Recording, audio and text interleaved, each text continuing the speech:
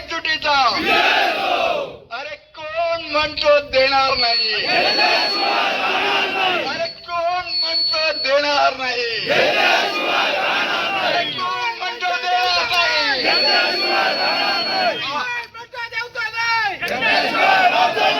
शेतकरी व्यापारी संघटनेच्या एकजुटीचा सर्वप्रथम या ठिकाणी जमलेल्या तमाम शेतकरी आंबा बागायतदारांचं मी या ठिकाणी पुन्हा एकदा स्वागत करतोय की आम्ही गेले 7-8 दिवस सतत हा मोर्चा यशस्वी व्हावा त्याच्यासाठी वेंगुर्ला तालुका शेतकरी न्याय हक्क संघटना यांच्या माध्यमातून गेली 2-3 वर्ष काम करत असताना जे शेतकरी या संघटनेमध्ये जे नेते नेहमी सहभागी असायचे आणि सर्वांची इच्छा होती की आपण सर्वजण मिळून आज शेतकऱ्यांसाठी लढायचं आहे. आजची परिस्थिती आंबा बागायतदार काजू बागायतदारांची पाहिल्यानंतर विदारक परिस्थिती पाहिल्यानंतर असं वाटायला लागलं आहे की हा एकतर कोकणचा शेतकरी राजा एकतर नष्ट होण्याच्या मार्गावर आहेच किंवा नष्ट करण्याच्या मार्गावर आहे. अशा प्रकारच्या प्रत्येक शेतकऱ्यांच्या मनामध्ये संशयाची भीती वाटत आहे. कारण आज जर बघितलं आपण तर संपूर्ण या सिंधुदुर्ग जिल्ह्यामध्ये अशी परिस्थिती आहे की आंब्याची झाडं काजूची झाडं ही कोळशासारखी काळी झालेली आहेत. आज किमान एक 5 लाखाची जर बाग घेतलेली असेल शेतकऱ्यांनी घेतलेली असेल आणि ज्यांच्या आंब्याची झाडं असतील तर त्याच्या दुप्पट आंबा बागायतदाराला खर्च होतो. 5 लाखाचं उत्पन्न घ्यायचं तर 5 लाख रुपये खर्च 10 लाख आणि त्याच्या पलीकडे जाऊन बघितलं तर 12 लाखापर्यंत हा त्यांना पूर्णपणे खर्च येतो. आज कुणी मला वाटतं या कर्जाच्या फेरीतून बाहेर पडण्याची परिस्थिती दिसत नाहीये. त्यामुळे सगळ्यांनी एल्गार केला, सगळ्यांनी ठरवलं की काही झालं तरी आज शेतकऱ्यांची एकजूट झाली पाहिजे, एक संघ झाले पाहिजे, सर्व शेतकरी एका व्यासपीठावरती आले पाहिजे, एकत्र जमले पाहिजे आणि आपली ताकद दाखवली पाहिजे हे सर्वांचं म्हणणं होतं. परंतु काही त्या दिवशीचं थोडस आम्हाला फार वाईट वाटलं.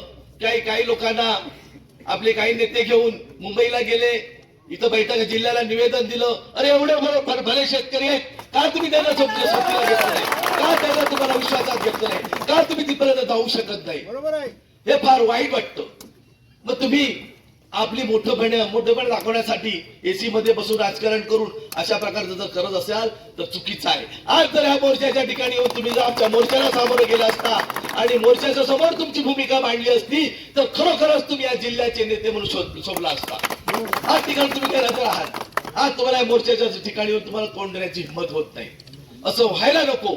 कारण ज्यावेळी तोक्ते वादळ झालं, तोक्ते वादळामध्येही शेतकऱ्यांना भरमसाठ नुकसान भरपाई मिळाली.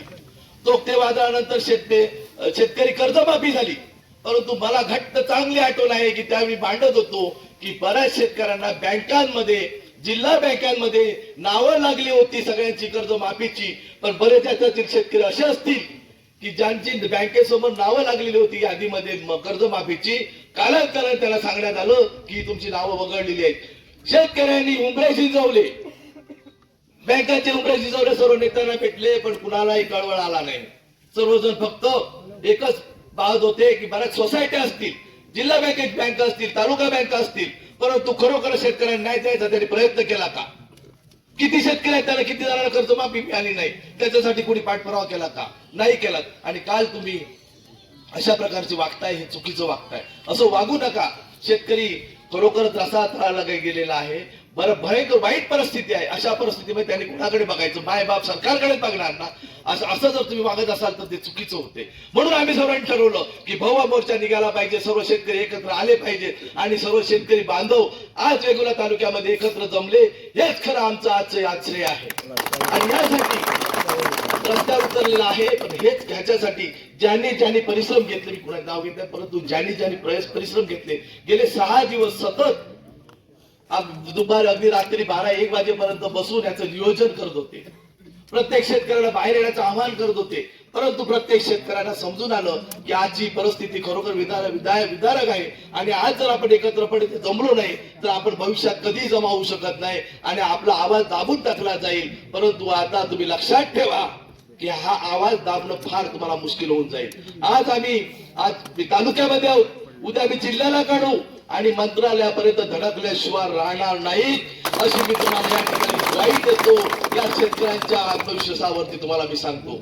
त्यामुळे सरकारने लवकरात लवकर नुकसान भरपाई जाहीर करून या शेतकऱ्यांचा अंत पाहू नये अशी मी सर्वांना विनंती करतोय. याच्या पुढे शेतकऱ्यांना तुम्ही अगदी कधी गृहीत धरू नका. म्हणजे तुम्ही जसं काय आम्ही तुमच्यावर उपकार कर्ज देताना उपकार करतो किंवा तुम्हाला आम्ही एखादी सबसिडी योजना देताना उपकार करतो, हे तुम्ही उपकाराचे उपकार असं समजू नका. आणि प्रत्येकाला याच्यापेक्षा एक सुंदर म्हणजे माझी कल्पना आहे की त्या नेत्यांना एवढी विनंती आहे की तुम्ही शेतकऱ्यांच्या अवजारांवरती, शेतकऱ्यांच्या खतांवरती, शेतकऱ्यांच्या तुम्ही औषधांवरती, कीटकनाशकांवरती जो जीएसटी लावलाय तो अगोदर सगळ्यात पहिला माफ करा. आणि ही मागणी सर्वप्रथम ह्यानंतर आम्ही लावून धरणार आहोत. आणि जर जोपर्यंत ती माफी होत नाही तोपर्यंत शेतकरी गप्प बसणार नाही. खतांचे किमती वाढलेले आहेत. 50 किलोचं पोतं 45 किलो झालं, 45चं 40 झालं. शेतकरी सहन करतायत अक्षरशः. त्यामुळे आता सहनशीलतेचा तुम्ही अंत पाहू नका. आणि या शेतकरी राजाला माझी विनंती आहे की आपणही शांत बसू नका. जोपर्यंत आपल्याला न्याय मिळत नाही, जोपर्यंत एकतरी आपल्याला आंबा बागायतदारासाठी 5 लाख मिळत नाही, काजूला 3 लाख मिळत नाही, तोपर्यंत हे आंदोलन आपण सर्वांनी चालवायचं आहे.